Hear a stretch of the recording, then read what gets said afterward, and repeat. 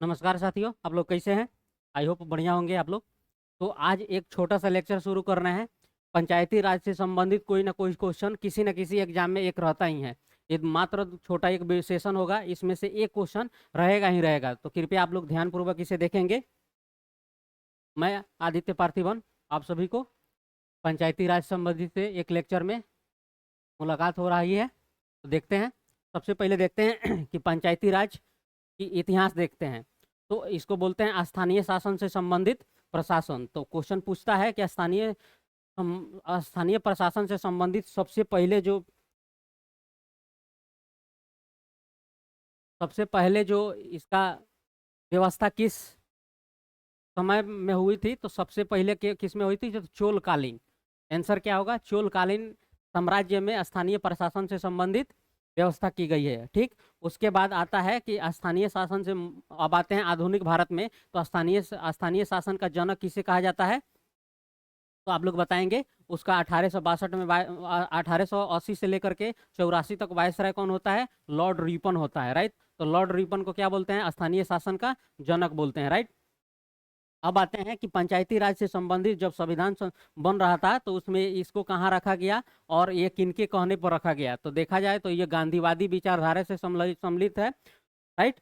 अब इसको कहाँ रखा गया? तो संविधान के भाग 4 में। कहाँ रखा गया?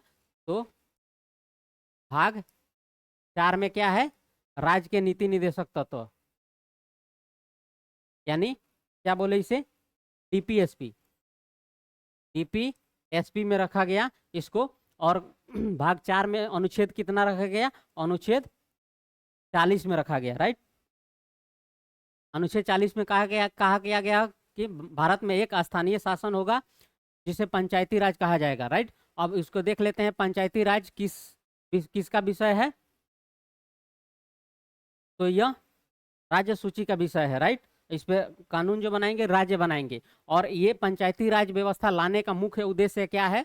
तो अपने जो शासन है, शासन के विकेंद्रीकरण के लिए और जन भागीदारी को बढ़ावा देने के लिए पंचायती राज पर सबसे ज्यादा जोर दिया गया, राइट। अब आते हैं सबसे पहले कि पंचायती राज से संबंधित व्यवस्थाएं कब कब संविधान में की गई, राइट। तो जब संविधान सभा बैठी थी, तो उस समय भी इसकी चर्चा हुई थी, लेकिन उस समय उतना पर्याप्त संसाधन नहीं था। तो और इसको कहाँ रखा गया था? डीपीएसपी में। तो डीपीएसपी एक नंबर क्या होता है? वो न्यायालय से परिवर्तनीय नहीं है, तो इस पे उतना अमल नहीं हुआ। लेकिन जब आगे भारत में संसाधन का और जो मानव पूंजी बढ़ते गया, उसके आधार पर कई समितियों ने सिफारिश किया कि पंचायती राज को लाना बहुत जरूरी पड़ गया है, शासन को विकेंद्रीकरण करना बहुत जरूरी हो गया, ताकि जन भागीदारिता शासन में बढ़े और अधिक से अधिक विकास भागीदारी में लोगों तक विकास योजनाएं पहुंचे, राइट।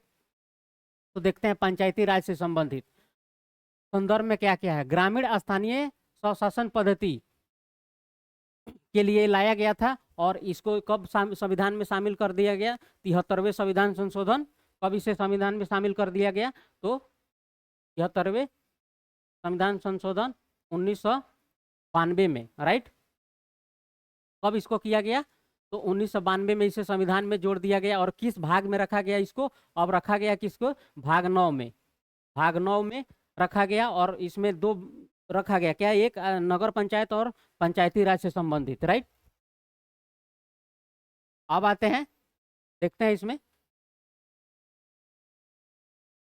जो पंचायती राज से संबंधित है उसको ले आकर के आया गया किसमें?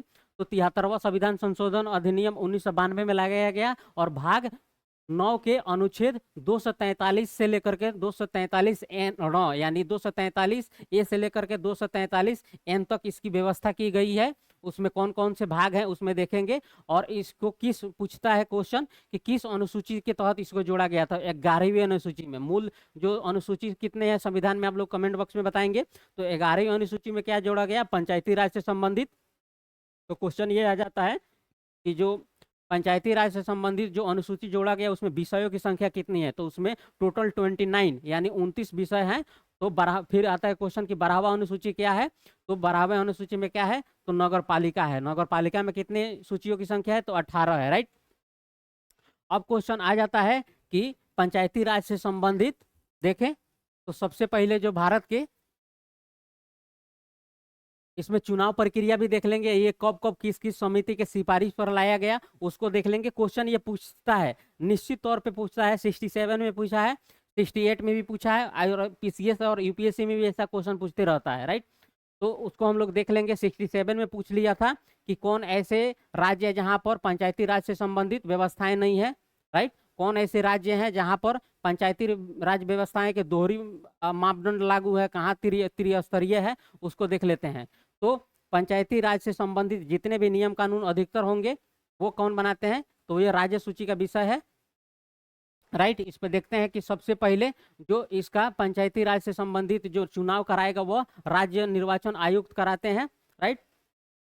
और किसके तहत कराते हैं, 243 जी के तहत, राइट। इसमें अनुच्छेद 29 विषय दिए गए थे, 243 जी के अनुतहत राज्य सूची जो होता है, राज्य चुनाव आयुक्त इसका चुनाव कराता है प्रत्येक 5 साल पर, राइट।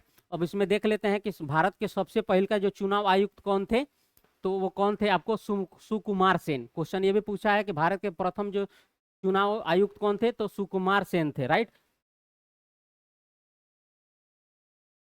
सुकुमार सेन थे। अगर पूछ देगा कि प्रथम महिला चुनाव आयुक्त कौन थी, तो वो रामा देवी हो जाती है, राइट। अब क्वेश्चन ये पूछ लेता है कि ये जो पंचायत से संबंधित है कौन कौन जो समिति गठित की गई थी, राइट। तो एनडीसी का नाम सुनेंगे, विकास परिषद का नाम सुनेंगे, उसके सदस्य थे क्या बोले, बलवंत राय मेहता समिति, राइट। तो 1956 में एक समिति गठित की गई, सबसे पहल का समिति जो कौन थी पंचायती राज से संबंधित, तो वो बलवंत राय मेहता समिति थी। उनको जनवरी 1957 में गठित किया गया पंचायती राज से संबंधित। उस पर आप अपना निर्णय दीजिए कि कैसा कैसा होना चाहिए। तो इन्होंने उसका रिपोर्ट कब जमा किया, तो नवंबर 1957 में। इन्होंने क्या क्या बताया कि मुख्य रूप से त्रिस्तरीय पंचायती व्यवस्था होगी, और त्रिस्तरीय में कौन सा होगा, ग्राम पंचायत, ग्राम समिति, पंचायत समिति तथा जिला परिषद, राइट।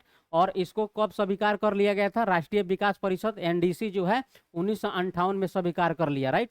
तो क्वेश्चन ये भी पूछता है कि सबसे पहले जो पंचायती राज व्यवस्था अपनाने वाला राज्य कौन था, तो इसी के आधार पर सबसे पहले 1959 ईस्वी में जो राजस्थान का एक जिला है नागौर, उसने सबसे पहले पंचायती राज को अपनाया था, राइट। वो वहां पर क्या लेकर के गया था, प्रायोगिक आधार पर लेकर के गया, ट्रायल के रूप में देखा गया कि कितना यह विकसित हो पाता है कि नहीं, राइट। तो उसके बाद देखें तो दूसरा जो समिति गठन किया जाता है वह जनता पार्टी के द्वारा किया जाता है। जनता पार्टी के बताएंगे उस समय प्रधानमंत्री कौन थे, तो जो उस समय कौन थे प्रधानमंत्री, तो मोरारजी देसाई जी थे, राइट। तो उस समय अशोक मेहता के द्वारा जो समिति गठन की गई थी उन्होंने क्या क्या दिया था निर्णय, तो उन्होंने गठन किया था कब, दिसंबर 1977 में। ये क्वेश्चन क्रम से पूछता है कि बताइए कि निम्नलिखित में से पंचायती राज से संबंधित कौन ऐसे समितियां हैं जो क्रमानुसार उनका गठन किया गया था। तो सबसे पहले कौन हो जाएंगे, बलवंत राय मेहता समिति 1957। 2 नंबर पे कौन हो जाएंगे, अशोक मेहता समिति 1977। तो 3 नंबर में कौन हो जाएंगे, आपको जी.वी. राव समिति, इनका कब गठन किया गया था, आपको 1985 में। उसके बाद कौन हो जाएंगे, एल.एम. सिंघवी समिति, इसका गठन कब किया गया, 1986 में। और उसके बाद कौन हो जाएंगे, पी.के. थुंगन समिति 1988 में। तथा लास्ट कौन समिति हो जाएगा, गाडगिल समिति, मोहर लगा देती है 1988 में, राइट। अब देख लेते हैं अशोक मेहता समिति, दूसरी जो समिति गठित हुई थी, इसने क्या क्या चर्चाएं की थी, राइट। तो इन्होंने अपना रिपोर्ट कब पेश किया, 1978 में। ये मुख्य बातें कौन कौन बोले थे कि 2 स्तरीय पंचायती व्यवस्था का इन्होंने सिफारिश किया था, राइट। इन्होंने कहा कि त्रिस्तरीय ना होकर के 2 स्तरीय होगा तो सबसे बेहतर होगा, राइट। लेकिन इस पे कुछ ज्यादा चर्चा नहीं हुई, ठंडे अवस्था में चला गया। उसके बाद तीसरा का जो समिति सिफारिश की गई वो कौन था, जी.वी. राव समिति, राइट। उन जी.वी. राव समिति कब गठित होती है, आपको गठित होती है ये 1985 में, राइट। योजना आयोग के द्वारा इसको गठन किया गया था, राइट। अब इसमें देखते हैं मुख्य बातें कौन कौन सा था।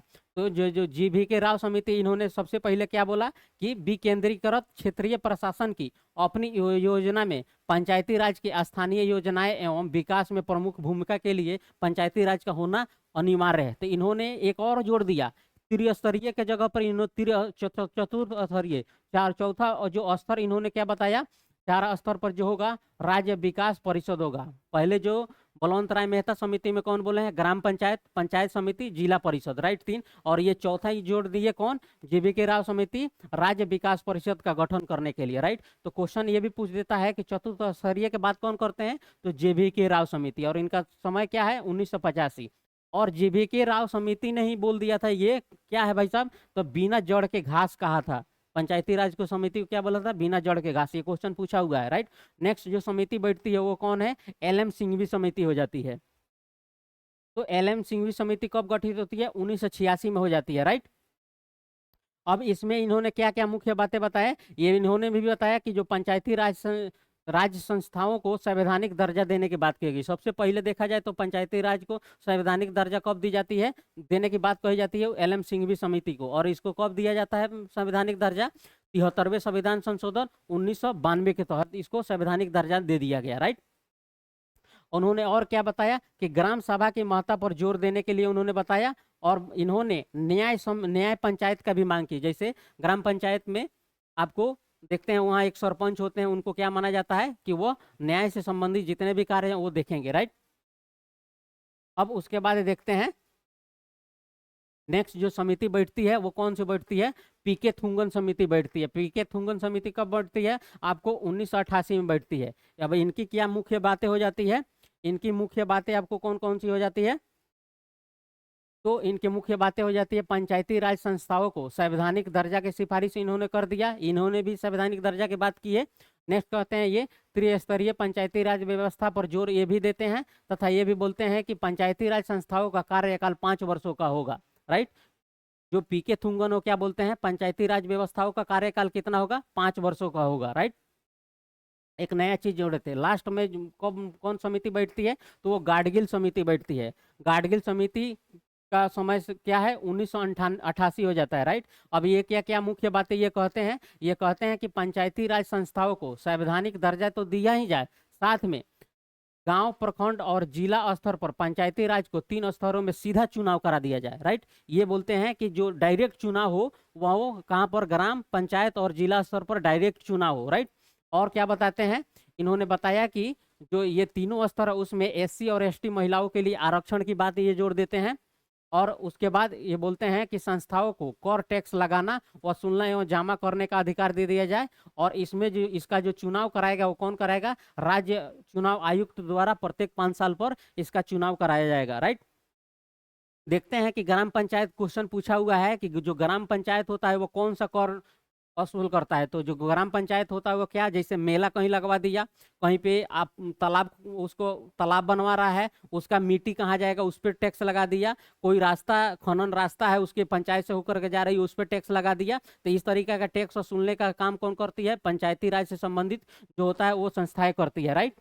अब आते हैं जो गाडगिल समिति है वो क्या बोलती है कि SC और ST को आरक्षण दे दिया जाए। तो अब क्वेश्चन ये भी पूछ लिया जाता है कि बिहार में पंचायती राज से संबंधित जो बिहार ने कितने आरक्षण देने के बाद कही है, तो 50% आरक्षण पंचायती राज को देने में कौन ऐसा राज्य 1 नंबर है भारत में, तो वो बिहार हो जाता है। अब क्वेश्चन पूछता है कि जो ये बिहार ने 50% आरक्षण देने की बात की तो वो कब की, राइट। उसका समय क्या है, तो 2006 में पंचायती राज से संबंधित एक जो कमेटी बैठती है विधानसभा के द्वारा, तो उसमें बात कही जाती है कि बिहार में पंचायती राज से संबंधित जो होगा वो में 2006 में इसको 50% लागू कर दिया गया। अब क्वेश्चन ये पूछ लेता है कि बिहार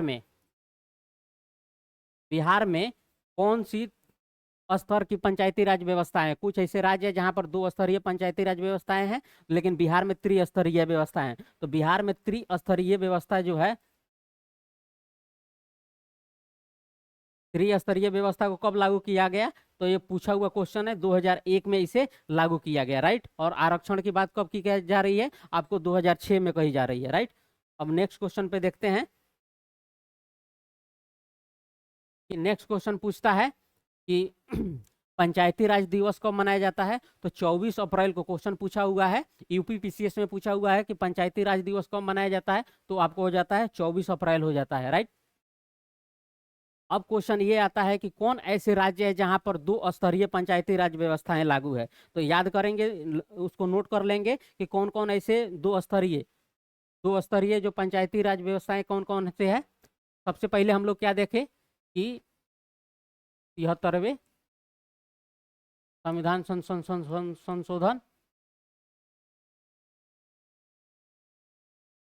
1992 को इसको संवैधानिक दर्जा मिल जाती है, राइट। इसको 24 अप्रैल पंचायत दिवस, राइट। इसमें कौन कौन समिति थे, एक नंबर पे थे कौन, बलवंत राय। दो नंबर पे कौन थे,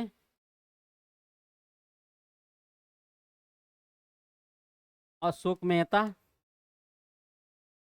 तीन नंबर पे कौन थे, जी.भी. राव।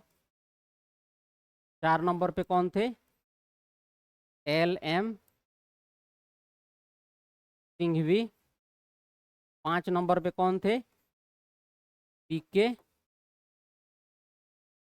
थुंगन, राइट। 6 नंबर पे कौन थे, तो गाडगिल।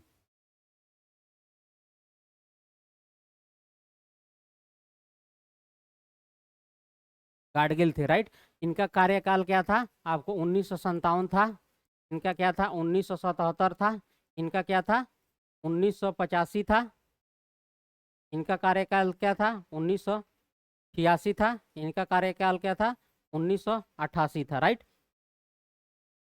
और सबसे पहले पंचायती राज राजस्थान कब लागू करता है, आपको करता है 1959 में। कौन जिला करता है, नागौर एक जिला है, राइट। अब क्वेश्चन ये पूछ लेता है कि बिहार में कब अपनाता है, बिहार त्रिस्तरीय में।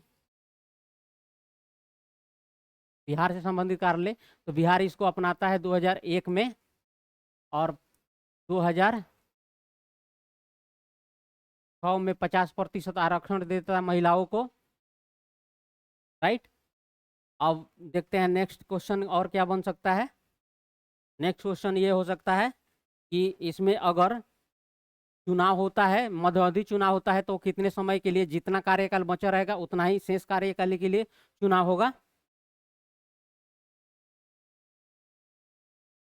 अब उसके बाद क्वेश्चन ये आ जाता है कि सबसे ज्यादा आजकल जो क्वेश्चन बन रहा है, ये तो क्वेश्चन प्राइमरी हो गए, ये पहले पूछा जाता था, लेकिन अब जो क्वेश्चन पूछा जा रहा है वो क्वेश्चन पूछा जा रहा है पंचायतों से संबंधित कौन कौन से अनुच्छेद है। तो हम लोग जानते हैं कि 243 243 में क्या कहा गया है, पंचायती राज, और 243 ए से लेकर के एन तक पंचायती राज से संबंधित विषय है। तो सबसे पहले देख लेते हैं कि 243 में क्या है, 243 में क्या है। तो पंचायत से संबंधित परिभाषा की चर्चा की गई है, याद रखेंगे इसको, याद क्या रट भी लेंगे कि पंचायत से संबंधित जो परिभाषाएं हैं 243 में। 243 ए में क्या है, ग्राम सभा की चर्चा की गई है। 243 बी में क्या है, तो पंचायतों का संविधान कैसा होगा, उसका जो निबंधन कैसा होगा, वो 243 बी में है। 243 सी में क्या है, पंचायतों का गठन किस तरीका से किया जाएगा, राइट। उस 243 सी में क्या है, पंचायतों का गठन। 243 डी यानी 4, डी मतलब 4 होता है,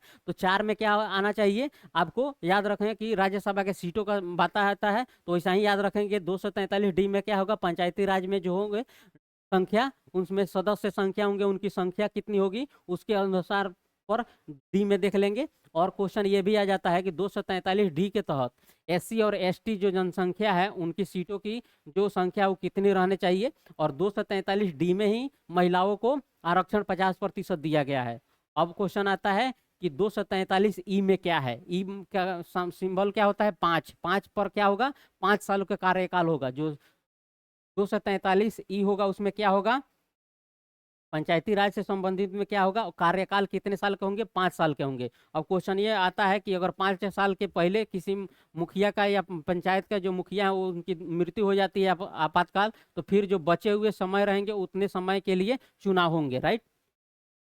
अब नेक्स्ट क्वेश्चन देखते हैं कि 243 एफ में क्या क्या गया है। 243 एफ में सदस्यता की योग्यता क्या होगी, पंचायती राज में आपको सदस्य जो होंगे पंचायती राज से संबंधित चुनाव लड़ेंगे वो कितने साल के होंगे, तो 21 वर्ष के होंगे। वहीं पूछ देगा लोकसभा में कितने होंगे, तो आपको 25 वर्ष होंगे। राज्यसभा में कितने होंगे, तो 30 वर्ष होंगे, राइट। तो ऐसा ही क्वेश्चन पूछता है एक और कि जो कोरम बैठता है लोकसभा का या राज्यसभा का या विधानमंडल का, तो उसमें कोरम कितना होता है, तो 1/10 हो जाता है। लेकिन वहीं राज्यसभा में, सॉरी, पंचायती राज में पूछे तो उनकी संख्या कितना हो जाता है, 1/20 हो जाता है, यानी 5% अगर सदस्य हो गए तो वो कोरम पूर्ण मान लिया जाएगा। अब देखते हैं 243 जी में क्या है। 243 जी में क्या है, पंचायतों की शक्ति, प्राधिकरण तथा उत्तरदायित्व दिया गया है। इसी 243 जी में ही 29 विषय को सम्मिलित किया गया है, राइट। अब आते हैं 243 H में क्या कहा गया है, पंचायतों का करारोपण से शक्ति कौन कौन सा होगा, जैसे मेला कर लगाएगा पंचायत, तो किसमें, H में कहा गया है। 243I में क्या कहा गया है, वित्तीय स्थिति की समीक्षा के लिए वित्त आयोग का गठन किया जाएगा, राइट। नेक्स्ट क्वेश्चन देखते हैं 243 जे में क्या कहा गया है। 243 जे में पंचायतों का लेखा जोखा का अंकेक्षण कैसे होगा, वो जे में है। और 245 के बहुत महत्वपूर्ण हो जाता है कि पंचायतों का चुनाव कैसे होगा, राइट। चुनाव का जो प्रारूप होगा वो कैसे होगा, वो 243 के में है, राइट। और 243 L में क्या कहा गया है कि संघीय क्षेत्रों पर लागू नहीं होगा। जैसे दिल्ली में है संघीय क्षेत्र, पुदुचेरी संघीय क्षेत्र है, अंडमान निकोबार द्वीप समूह है, तो ये संघीय क्षेत्र हो गए। यहाँ पर पंचायती राज से संबंधित जो होगा वो नहीं होगा। वहां पर क्या होगा, तो वो जिला विशेष करके एक होता है, वो वहां पर पंचायती राज के तौर पे काम करती है, राइट। नेक्स्ट क्वेश्चन देखते हैं 243M में क्या है, कतिपय कुछ ऐसे मामले हैं इसको छोड़ करके उस भाग पर लागू नहीं होता है, राइट। जैसे नॉर्थ ईस्ट में जाएंगे तो वहां पर विशेष जिला आवरण क्षेत्र है, वहां पर ये क्षेत्र, ये जो पंचायती राज से संबंधित नियम है लागू नहीं होगा। अब आते हैं 243N में क्या कहा गया है। 243N में कहा गया है पहले से विद्यमान कानूनों एवं पंचायतों पर जारी रहेगा, जारी रहना चाहिए, ठीक है। पहले से जो विद्यमान वहाँ के कानून, स्थानीय कानून है, वन कानून है, वो वहाँ पर लागू रहेंगे। नया जो कानून आएंगे उसके तहत उसे हटा नहीं दिए जाएंगे। जैसे जो जंगल में रहने निवास करने वाले जो हैं जनजातीय क्षेत्रों में, वहां पर जो नियम कानून है वो भी नियम कानून वहां लागू रहेंगे, राइट। नेक्स्ट क्वेश्चन आता है कि 243O में क्या है, चुनावी मामलों में न्यायालय हस्तक्षेप नहीं करेगा, राइट। तो ये हो गया 243 आर्टिकल 243 A से लेकर के N तक में जो ओ तक बातें कही गई है वो हो गई। अब क्वेश्चन हम लोग देख लिए थे कि किस किस राज्य में जो है 2 स्तरीय पंचायती व्यवस्था, 2 स्तरीय पंचायती व्यवस्था कौन कौन से राज्य में है, राइट। तो 2 स्तरीय पंचायती व्यवस्था में होते हैं, तो सबसे पहले छोटे जनसंख्या क्षेत्र वाले हैं और छोटे जो राज्य हैं क्षेत्रफल भी में, उसमें कौन कौन हो जाएंगे, गोवा, सिक्किम, मणिपुर। कौन कौन हो जाएंगे, गोवा, सिक्किम, मणिपुर, राइट। पुदुचेरी, लक्षद्वीप, दादर एवं नगर हवेली,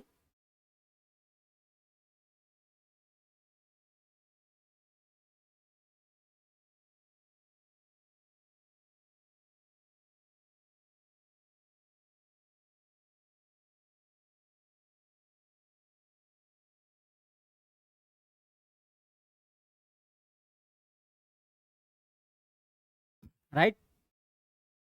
ये क्वेश्चन आ गया कि 2 स्तरीय है। अब क्वेश्चन 66 सेवेंथ में पूछ दिया था कि कौन ऐसे राज्य हैं जहां पर कोई पंचायती राज व्यवस्था लागू ही नहीं है, राइट। तो उसको देख लेते हैं कौन कौन ऐसे राज्य हैं जहां पर पंचायती राज से संबंधित नियम लागू नहीं है, जहां पर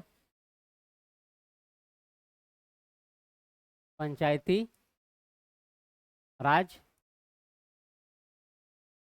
व्यवस्था लागू नहीं है, राइट। तो वो कौन कौन से हो जाएंगे, 1 नंबर पे हो जाएगा नागालैंड, 2 नंबर पे हो जाएगा आपको मेघालय और मिजोरम,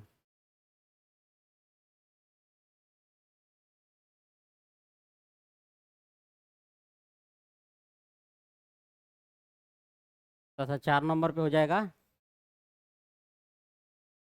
दिल्ली। ये ऐसे राज्य हैं जहां पर पंचायती राज से संबंधित नियम लागू नहीं है, राइट। अब आते हैं कि इन क्षेत्रों को और अधिक सशक्तिकरण और अधिक विकेंद्रीकरण तथा अधिक योजना पहुंचाने के लिए इसमें एक नया समिति का गठन किया गया, भूरिया समिति। भूरिया समिति कब किया जाता है? 1996 में।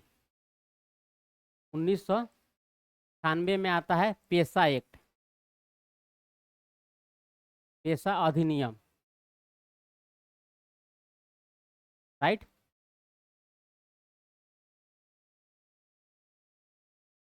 ये कब आता है? 1996 में। ये समिति का नाम क्या है? भूरिया समिति।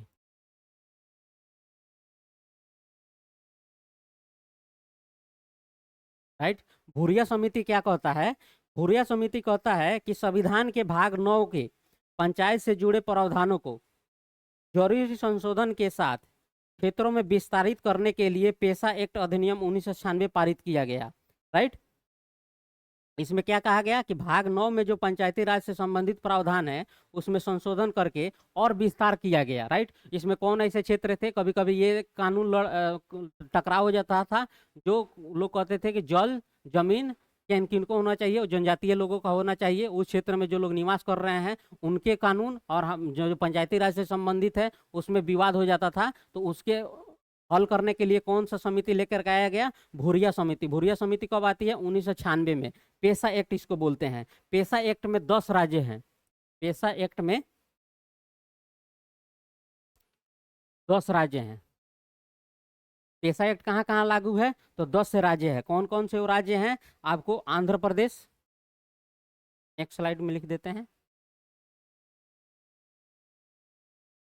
पेशा एक्ट 1996 में आपको 10 राज्य कौन कौन से हो जाते हैं? एक में आ जाता है आंध्र प्रदेश, 2 नंबर में तेलंगाना, 3 नंबर में ओडिशा, 4 नंबर में झारखंड, छत्तीसगढ़,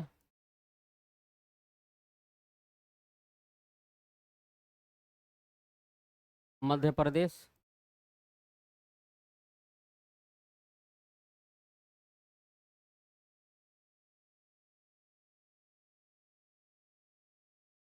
मध्य प्रदेश के हो जाएगा बाद गुजरात,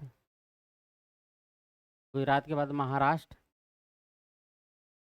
महाराष्ट्र के बाद क्या हो जाएगा? हिमाचल प्रदेश, हिमाचल प्रदेश के बाद क्या हो जाएगा? राजस्थान, राइट। कितने हो गए? 1 2 3 4 5 6 7 8 9 10। ये 10 ऐसे राज्य है जहाँ पर पेशा अधिनियम लागू है, राइट। और पेशा अधिनियम जहाँ पर लागू है वहाँ पर अनुच्छेद 243 के तहत, 243 के और 243 जेड के तहत स्थानीय निकायों के चुनाव कौन कराएगा? राज्य निर्वाचन आयुक्त कराएगा। तो इस आधार पर देखिए पंचायती राज से संबंधित जो भी नियम कानून है वो हम लोगों ने इस छोटे से सेशन में पूरा कर लिया।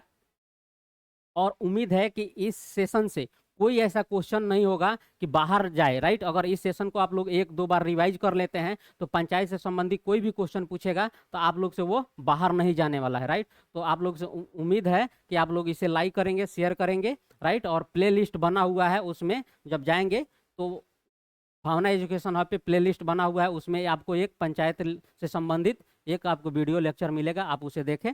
धन्यवाद साथियों, आज हम लोग सेशन यहीं समाप्त करते हैं।